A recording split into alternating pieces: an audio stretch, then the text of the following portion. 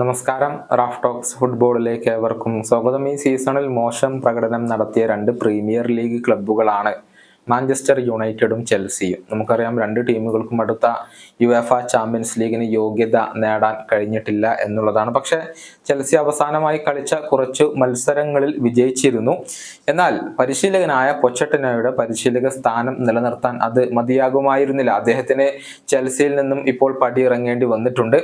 എന്നാൽ ചെൽസിയേക്കാൾ പരിതാപകരമായ ഒരു പ്രകടനമാണ് മാഞ്ചസ്റ്റർ യുണൈറ്റഡ് ഇതുവരെ നടത്തിയിട്ടുള്ളത്. പ്രീമിയർ ലീഗിൽ 8ാം സ്ഥാനത്താണ് അവർ ഫിനിഷ് ചെയ്തിട്ടുള്ളത്. ക്ലബിന്റെ ചരിത്രത്തിൽ തന്നെ ഏറ്റവും മോശമായ ഫിനിഷിംഗ് ആണ് ഇപ്പോൾ നടന്നിട്ടുള്ളത്. മാത്രമല്ല, ഇംഗ്ലീഷ് പ്രീമിയർ ലീഗിൽ മാഞ്ചസ്റ്റർ യുണൈറ്റഡ് അടിച്ചതിനേക്കാൾ കൂടുതൽ ഗോളുകൾ അവർക്ക് വഴങ്ങേണ്ടി വന്നിട്ടുണ്ട്. കഴിഞ്ഞ ചാമ്പ്യൻസ് ലീഗിന്റെ ഗ്രൂപ്പ് ഘട്ടത്തിൽ തന്നെ അവർ പുറത്തായിരുന്നു. മാത്രമല്ല, യൂറോപ്പ ലീഗിലും അവർക്ക് ഇതിനു മുൻപ് നാണക്കേട് ഏറ്റുവാങ്ങേണ്ടി വന്നിരുന്നു. FA കപ്പ് ഫൈനലിൽ മാഞ്ചസ്റ്റർ സിറ്റിയാണ് യുണൈറ്റഡിന്റെ എതിരാളികൾ. സിറ്റിയോട് പരാജയപ്പെട്ടാൽ ഈ സീസണിൽ ഒരു കിരീടം പോലും നേടാനാവാതെ അവർക്ക് സീസൺ അവസാനിപ്പിക്കേണ്ടി വന്നേക്കും.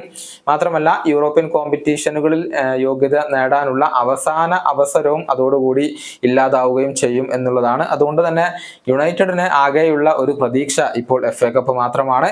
ഇംഗ്ലീഷ് പ്രീമിയർ ലീഗിൽ മാത്രമായി കൊണ്ട് 16 തോൽവികൾ മാഞ്ചസ്റ്റർ യുണൈറ്റഡിന് ഏറ്റുവാങ്ങേണ്ടി വന്നിട്ടുണ്ട്.